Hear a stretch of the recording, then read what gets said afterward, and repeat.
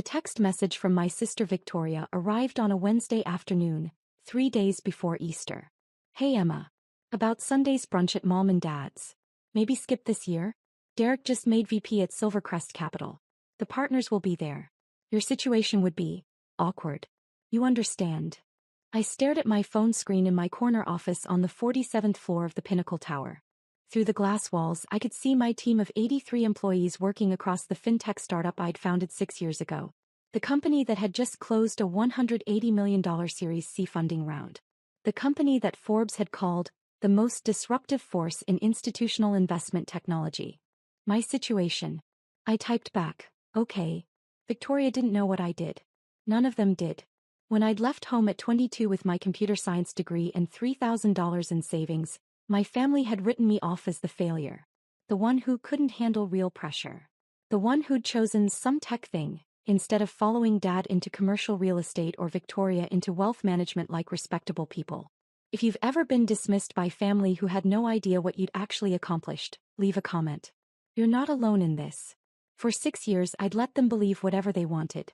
When they asked about my job at family gatherings I'd say, software development, and change the subject.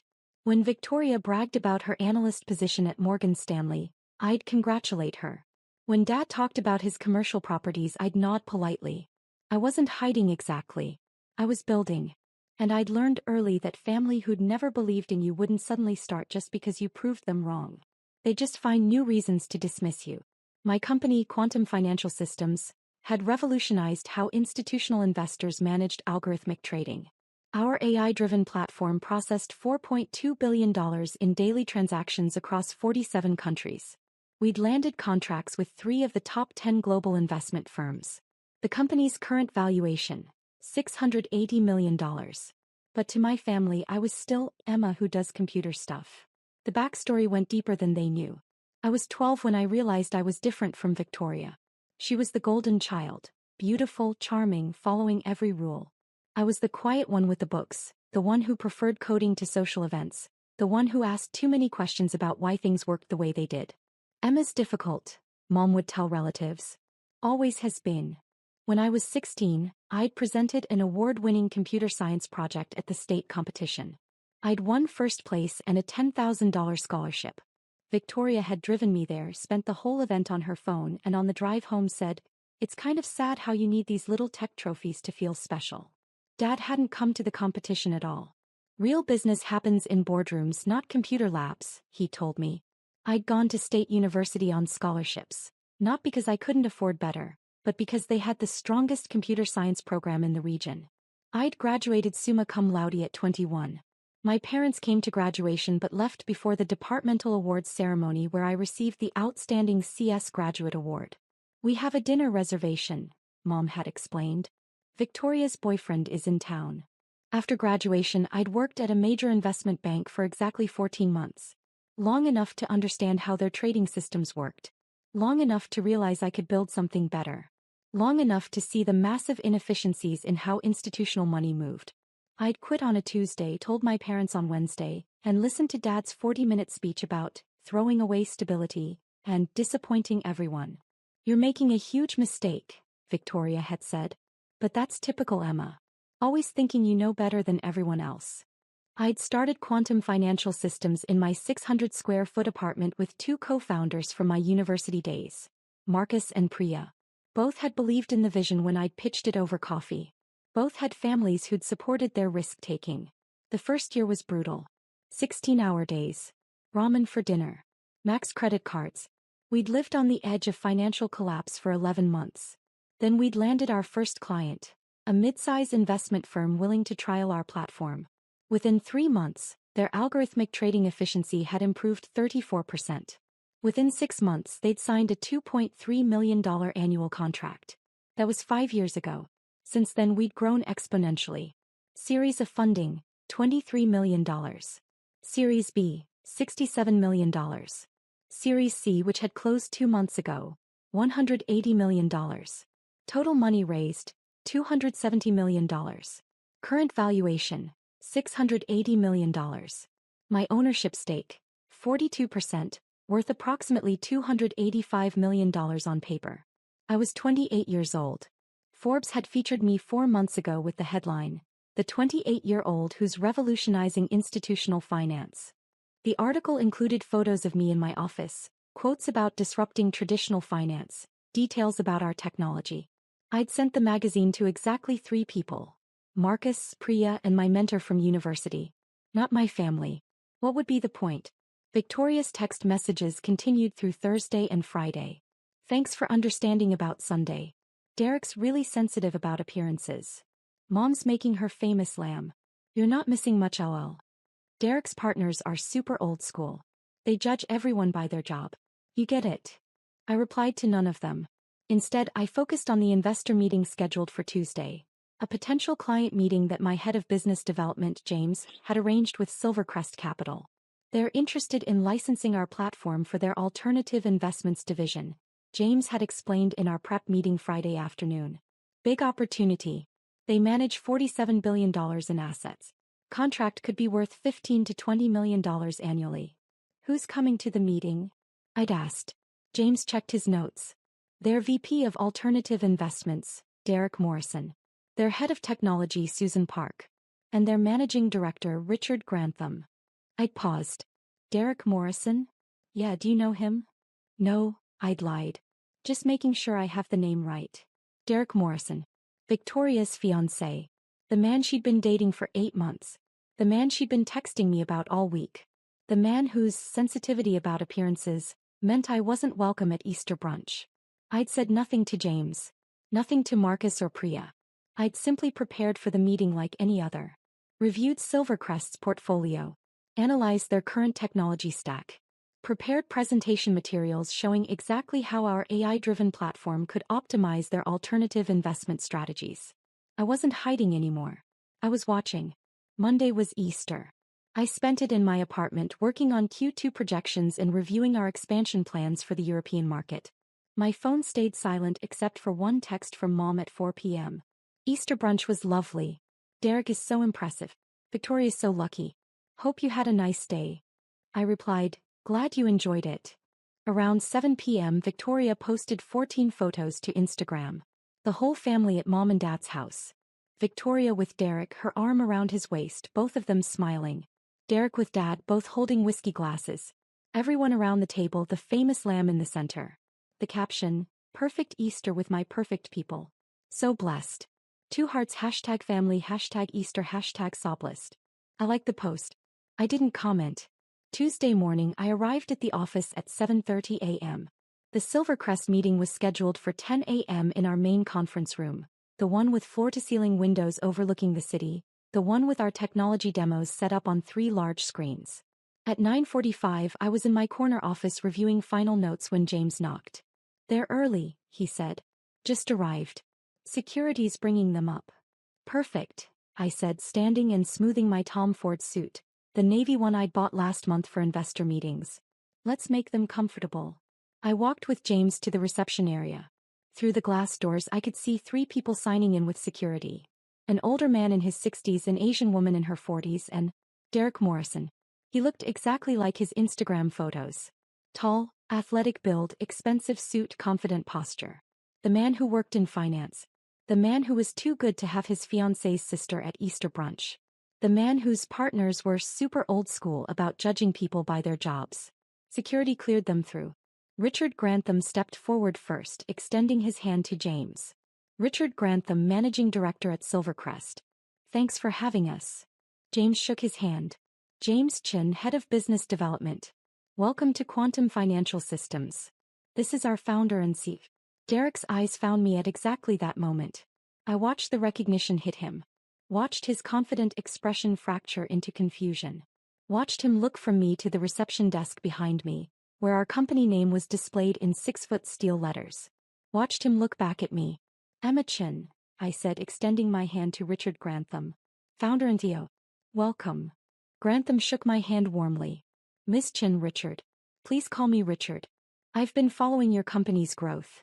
Impressive work. Thank you. We're excited about this meeting. I turned to Susan Park, shook her hand. Miss Park. Susan, please. Looking forward to seeing the platform. Then I turned to Derek.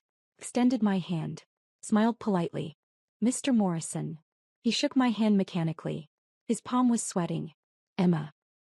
I didn't realize that I work here. I kept my voice professionally pleasant. Yes. I founded Quantum about 6 years ago. Shall we head to the conference room? I think you'll be interested in what we've built. I turned and walked toward the conference room. Behind me, I heard Richard say to Derek, "You've met Emma before?" Derek's response was strangled. "She's my fiancé's sister." The conference room seated 12 around a modern table. I took my seat at the head. James sat to my right with our Chief Technology Officer Priya to my left. The Silvercrest team sat opposite. Derek hadn't stopped staring at me. I could feel his eyes every time I spoke, every time I moved. Susan and Richard were focused, professional, asking smart questions. Derek was spiraling. I opened the presentation. Silvercrest Capital manages $47 billion in assets, with approximately $8 billion in alternative investments. Your current algorithmic trading infrastructure processes about 2,400 transactions daily with an average lag time of 1.7 seconds. Our AI-driven platform can reduce that lag to 0.3 seconds while processing up to 12,000 transactions daily, which would increase your operational efficiency by 340% and reduce your technology overhead costs by approximately $4.2 million annually. I clicked to the next slide. We currently serve 34 institutional clients including Baxton Group, Meridian Capital and Fortress Investments. Combined, they process $4.2 billion daily through our platform across 47 countries. Richard leaned forward. What's your average contract value? Annual licensing fees range from $8 million to $24 million depending on asset volume and customization requirements. For Silvercrest's portfolio size, we'd be looking at approximately $18 million annually for full platform access with dedicated support. Derek made a sound like he'd been punched. Richard glanced at him then back at me. That's in line with what we'd budgeted, Susan said. Can we see a demo of the interface? Absolutely. I nodded to Priya who brought up the live demo on the center screen. For the next 40 minutes I walked them through our technology. Showed them the AI learning patterns. Demonstrated the predictive analytics. Explained our security protocols. Answered every technical question with precise detail. Derek said nothing. Just sat there, growing paler, staring at me like I was a stranger who happened to look exactly like someone he knew. At 11:40, Richard stood and extended his hand. Emma, this is exactly what we've been looking for. Susan, thoughts? Susan nodded. The technology is solid. More robust than the 3 other vendors we've evaluated. I'd recommend we move forward with a pilot contract. Agreed. Richard turned to me. We'd like to propose a 6-month pilot starting in Q3, transitioning to a full contract if the results match your projections. I stood and shook his hand. We can have a formal proposal to you by end of week. Perfect. Richard turned to Derek. Derek, you've been quiet. Any concerns from the alternative investment side? Derek's face was white. No. No concerns. This is all very impressive. Excellent. Richard checked his watch. We should head out. Derek, Susan, let's debrief in the car. James walked them toward reception. I hung back, closing my laptop. When I looked up, Derek had stopped in the doorway. Richard and Susan were already at the elevators. Derek turned back. Emma, he said quietly. Does Victoria know? I met his eyes. Does Victoria know what? That you're this. He gestured around the office. That you're a CEO. That your company is worth. What did Forbes say? $680 million. Ah. I smiled. You read the Forbes article. It's on your wall. He pointed to the framed magazine cover visible through my office glass walls.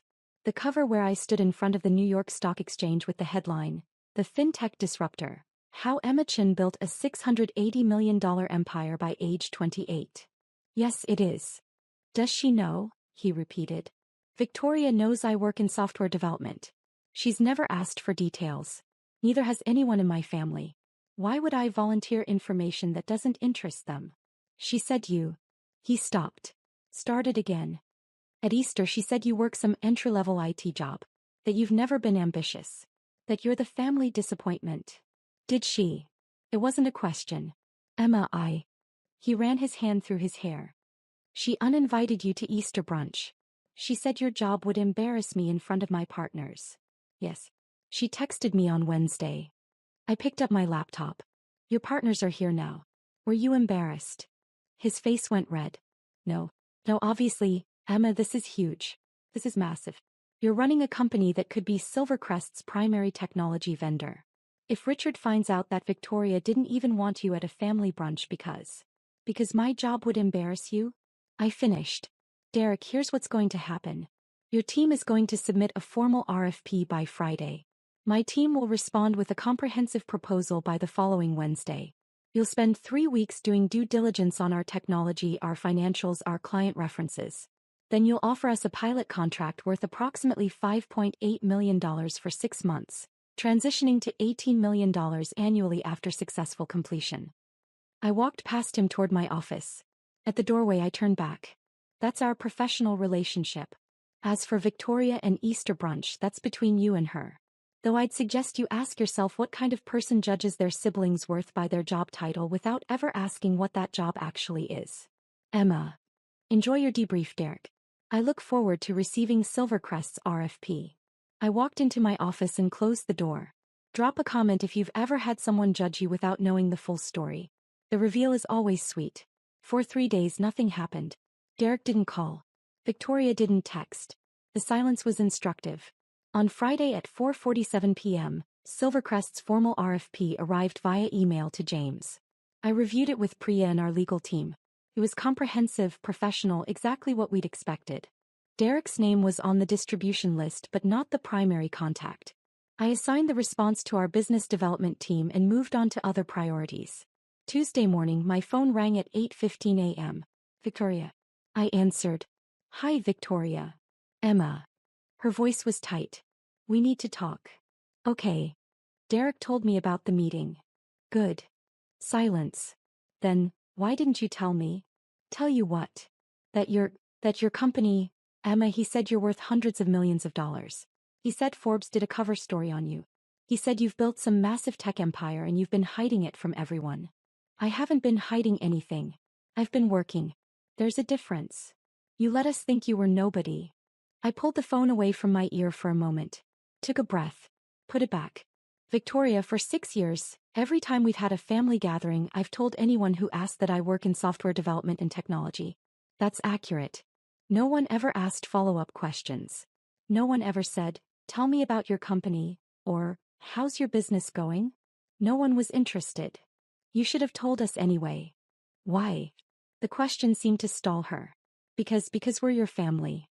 The family that didn't want me at Easter brunch because my job would embarrass your fiancé? Silence. Victoria, you texted me on Wednesday and told me to skip Easter because my situation would be awkward for Derek. On Tuesday, Derek and his managing director sat in my conference room and signed an RFP that could bring $18 million annually to my company.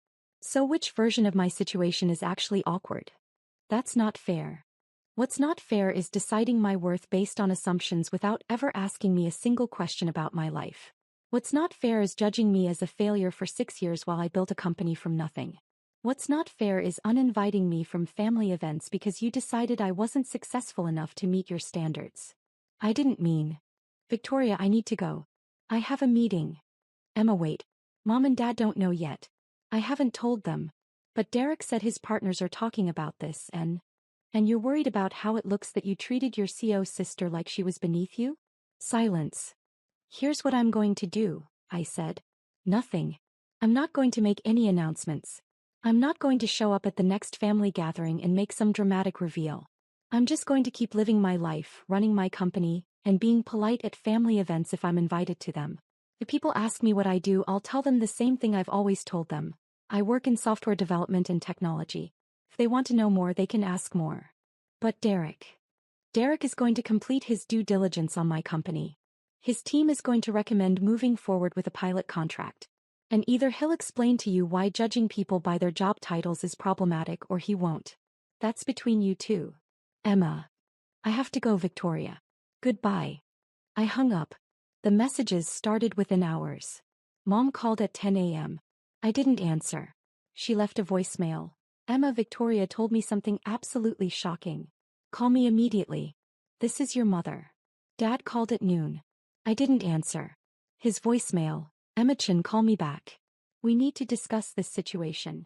Victoria texted at 2 p.m. Mom and Dad are freaking out. Why aren't you answering their calls? I replied, I'm working. Victoria, this is serious. Me, yes. Running a $680 million company is very serious. Requires focus. Victoria, don't be like this. I didn't respond. At 4 p.m., Marcus knocked on my office door. Your dad is in reception. I looked up from my laptop. Excuse me. Your dad says he needs to see you. Security doesn't want to turn him away without your approval. I sat back in my chair, considered, then nodded. Send him back. 2 minutes later, Dad walked into my office. He stopped 3 feet inside the door, staring at the space. The floor-to-ceiling windows, the modern furniture, the framed Forbes cover on the wall, the view of the city from 47 floors up. Emma, he said. Hi, Dad. Would you like to sit? He sat heavily in one of my visitor chairs. Victoria told me something impossible. Did she? She said you own a company. The CEO. That you're worth. He stopped. It can't be true. I gestured around the office. This is Quantum Financial Systems. I founded it 6 years ago with 2 partners from university. We develop AI-driven algorithmic trading platforms for institutional investors. We currently serve 34 clients across 47 countries and process $4.2 billion in daily transactions. The company's current valuation is $680 million. My ownership stake is 42%. Forbes featured us 4 months ago. Dad stared at me. Why didn't you tell me? I did tell you. 6 years ago. I told you I was starting a technology company. You gave me a 40-minute speech about throwing away stability and disappointing everyone. That's not. I thought you meant some little app or, Emma, this is serious business. Yes. It is. You should have explained that you were building something real. I leaned forward. Dad, at what point in the last 6 years did you ask me a single question about my company? At what point did you say, how's your business going? Or, tell me about your work? You decided what I was doing wasn't important, so you stopped asking. That's not my failure to explain. That's your failure to be interested. His face reddened. Don't speak to me like. Like what? Like a successful CEO speaking to someone who dismissed her for 6 years without knowing any facts? Dad, I've been patient. I've been polite. I've shown up to family events where Victoria brags about her analyst job and you talk about your commercial properties. And I've said nothing about the fact that my company's quarterly revenue exceeds both of your annual incomes combined. I've let you think whatever you wanted to think because frankly, it was easier than constantly defending myself to people who'd already decided I was a failure. We never said you were a failure. Last Thanksgiving you introduced me to Uncle Rob as Emma who does something with computers. When Victoria got promoted to senior analyst, you threw her a dinner party. When I closed my Series C funding round for $180 million, you didn't know it happened because you never asked how my business was going. Dad stood up. This is ridiculous. You're angry because we didn't throw you a party? No, Dad. I'm not angry. I'm just done pretending that your lack of interest in my life is somehow my responsibility to fix. Emma. I need to get back to work. If you'd like to have a real conversation about my company, my work, or my life, you're welcome to call and schedule time. But I won't be defending myself for being successful. Not to you. Not to Victoria. Not to anyone. Dad's face was red. Your mother expects you at Sunday dinner. Does she expect me or does she expect Emma the CEO so she can brag to her friends? He said nothing. I'll think about it, I said. Thank you for stopping by. He left without another word. Comment below if you've ever had to set boundaries with family who suddenly cared when they realized you were successful. This is the hard part. The weekend was a barrage of messages. Mom called 6 times. Victoria texted constantly. Even my Aunt Linda, who I hadn't heard from in 3 years, sent a Facebook message. Saw the Forbes article. So proud. Let's catch up soon. I answered none of them. Instead, I spent Saturday at the office with Priya and Marcus, reviewing our Q3 expansion plans. Spent Sunday at home reading and ignoring my phone. Monday morning, James appeared in my office doorway with a wide smile. Silvercrest just sent their pilot contract. $5.8 million for 6 months starting July 1st. Derek Morrison called personally to confirm they're moving forward. Excellent. Send it to legal for review. Already done.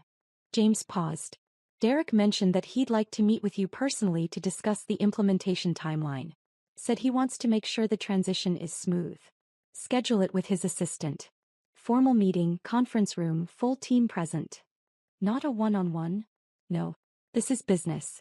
We keep it professional. James nodded and left. I returned to my email. At 11 a.m. Victoria called. I considered not answering. Then on the 8th ring I picked up. Hi Victoria. Emma please. Just talk to me for 5 minutes. I said nothing. I'm sorry, she said. I'm sorry for how I treated you. I'm sorry I uninvited you to Easter. I'm sorry I've been dismissive of your work. I'm sorry I judged you without knowing anything about what you'd accomplished. Okay. I didn't know. Victoria, you didn't ask. That's different than not knowing. I know. You're right. I should have asked. I should have been interested. I should have been a better sister. I waited. He's been really clear about how badly I messed up.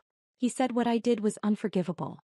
He said it reflected poorly on both of us that I treated my own sister like she was beneath me.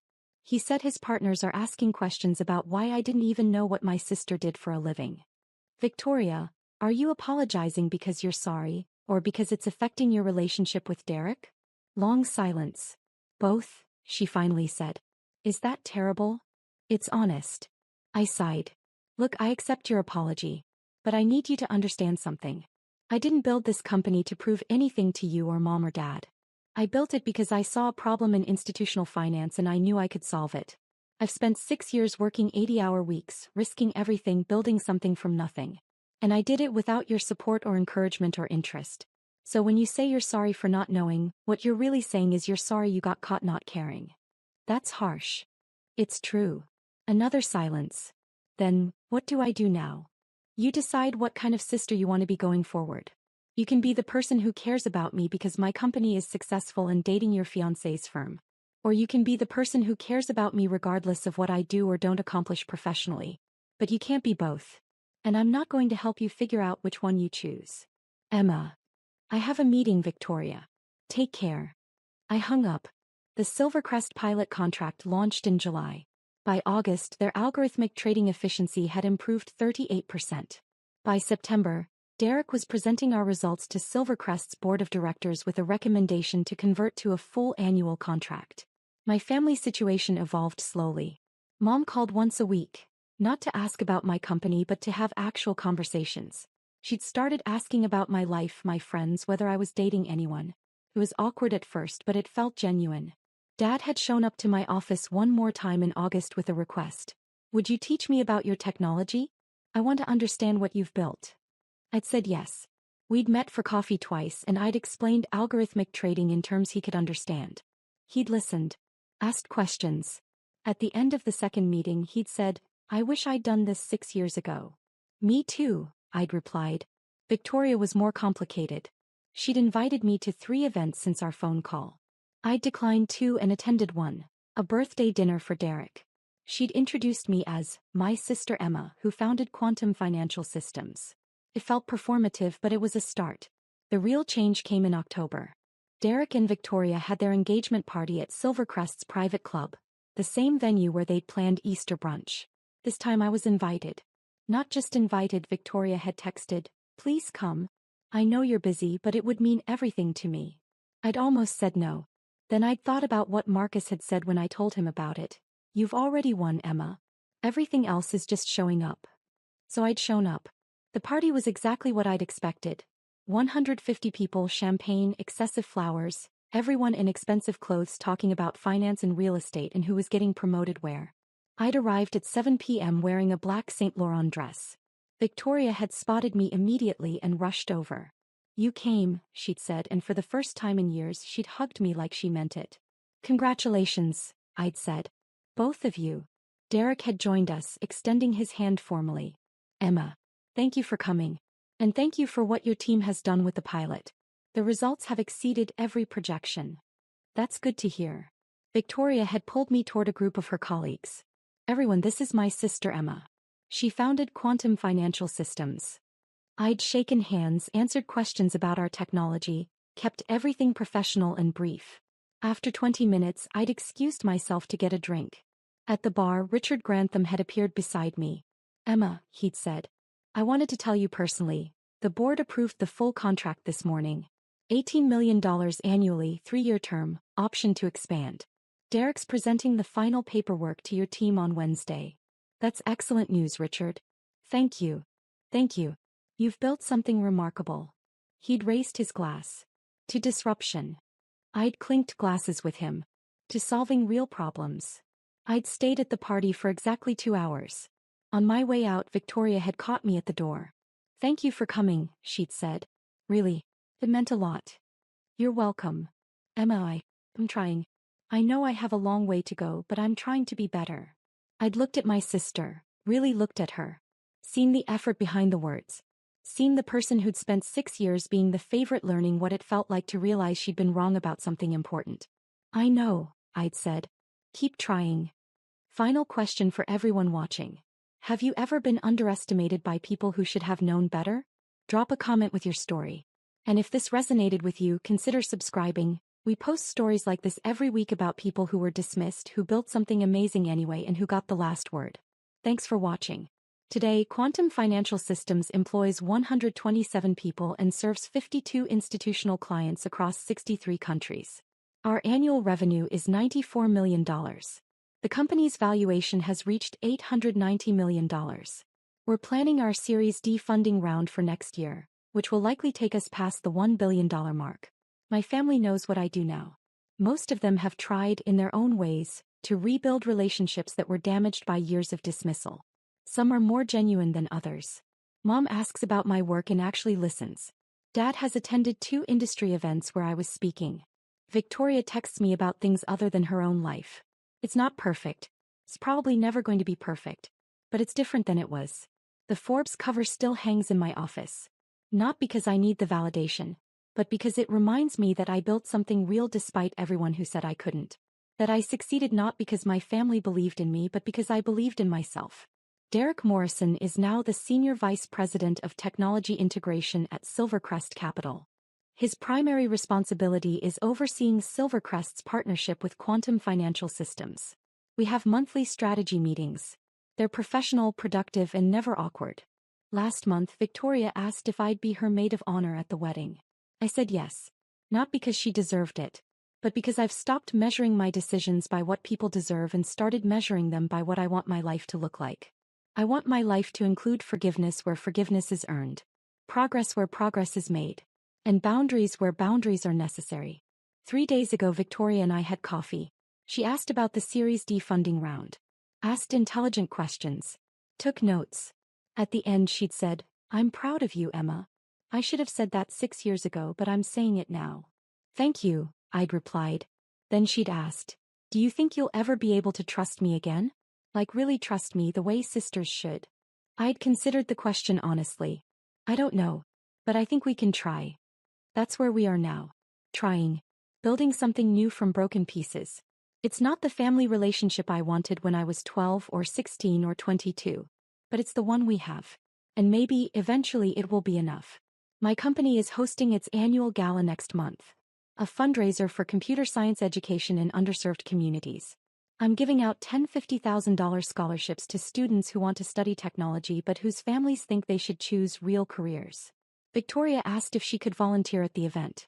I said yes. Because success isn't just about building an $890 million company. It's about deciding who you want to be when you have the power to be anything. It's about choosing forgiveness without forgetting. It's about showing up for the people who show up for you, even if it took them years to figure out they should. My name is Emma Chin. I'm the founder and CEO of Quantum Financial Systems.